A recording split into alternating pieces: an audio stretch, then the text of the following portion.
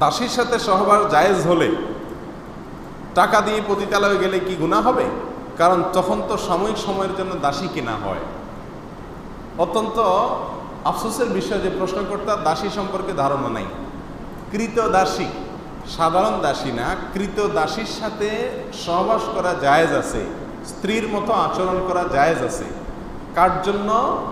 ওই কৃতদাসীর যে মালিক তার জন্য। কৃতদাসীকে তিনি মনে করেছেন কৃতদাসী মানে হলো বাসার কাজের লোক, নাউজুবিল্লাহ।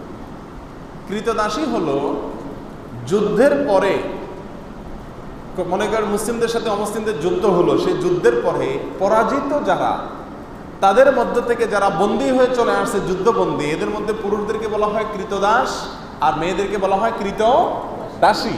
তাহলে যুদ্ধবন্দী হিসাবে গ্রেপ্তার হয়ে কোনো একটা পক্ষের হাতে না আসলে তাকে কৃতদাসী বলা। যদি একটা লোক কাজের লোক হয়, কাজের বুয়া হয়, পুরুষ হোক মহিলা হোক, সে কখনো কৃতদাস কৃতদাসী না। কৃত দাস কৃতদাসী, যাকে ক্রয় করা হয়, বিক্রয় করা হয়, এ অপশন আছে। এখন কৃতদাসী যদি যুদ্ধবন্দী হিসাবে আসে, যে ব্যক্তির মালিকানায় আসবে, অর্থাৎ যোদ্ধাদের মধ্যে যে বন্টন করা হবে যুদ্ধলব্ধ সম্পত্তিতে, যার ভাগে পড়বে সে তার মালিক। সে চাইলে তাকে রাখতে পারে, চাইলে তাকে বিক্রিও করে দিতে পারে। এ হলো কৃতদাস দাসী সম্পর্কিত সংক্ষেপে কথা। এখানে কৃতদাসীর সঙ্গে সহবাস করাকে ইসলাম অ্যালাউ করেছে কেন? এটা নিয়ে আমাদের নাস্তিক ভাইদের বা নাস্তিক বন্ধুদের প্রশ্নের কোনো শেষ নেই। তারা বলে, হ্যাঁ, একজন কৃতদাসীর সাথে ইসলাম সহবাস করাকে কীভাবে বৈধ করেছে? কেন বৈধ করেছে আমি সংক্ষেপে শুধু বলতে চাই। মনে করুন বাংলাদেশের মানুষের সাথে অন্য কোনো দেশের মানুষের যুদ্ধ হলো, যুদ্ধে যারা গ্রেপ্তার হয়ে বাংলাদেশের মানুষের কাছে চলে আসলো, তাদেরকে যদি পরাজিত শক্তি যারা, তারা তাদের যুদ্ধবন্দীদেরকে নেওয়ার জন্য কোনো চুক্তিতে আসতে পারলো না, যে কোনোভাবে নিতে পারলো না, ফেরত নিতে পারলো না, এখন এই লোকগুলা যুদ্ধবন্দী হিসাবে যাদের হাতে আছে তাদের কাছে কিভাবে থাকবে? ছেলেদেরটা তো যেমন তেমন কাজকাম করলো, সমস্যা নেই। মেয়েরা তো বাসা বাড়িতে থাকবে। তাহলে এই মেয়েটা বাসা বাড়িতে থাকলে তার নিরাপত্তার কোনো রাস্তা আছে? কোনো রাস্তা নেই।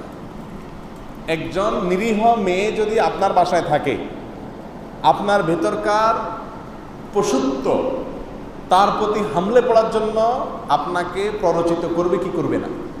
এটা হলো ন্যাচারাল বিষয়, এটাকে অস্বীকার করার কোনো সুযোগ নেই, এটা বাস্তবতা।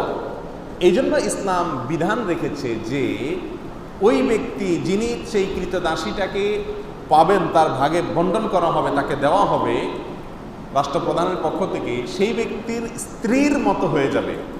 এই কৃতদাসী তার জন্য কি হয়ে যাবে? স্ত্রীর মতো হলে তার সন্তান, তার ভাই, তার অন্য কোনো লোক তার দিকে লোলুপ দৃষ্টিতে তাকাবার কোনো স্কোপ থাকবে না। এটা হলো তার জন্য এক ধরনের নিরাপত্তা নিশ্চিত করা। আমি কি বুঝাতে পারছি? এই লোকটা যদি তাকে বিক্রি করে দেয়, কেমন যেন একজন মেয়েকে তালাক দিয়ে আরেক জায়গায় বিয়ে দেওয়ার মতো।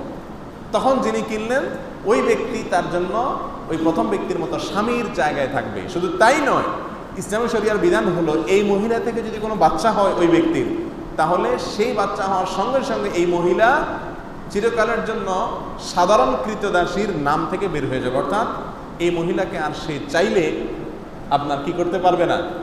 বিক্রি করতে পারবে না। তাহলে কৃতদাসী এক জিনিস আর কাজের বুয়া আরেক জিনিস। আপনি কৃতদাসীর সাথে সহবাস করা যায় সেজন্য পতিতালয়ে যাওয়াকে জায়েজ বলবেন, এটা মূর্খতা ছাড়ার কিছু না। আল্লাহ তাআলা হেফাজত করুন।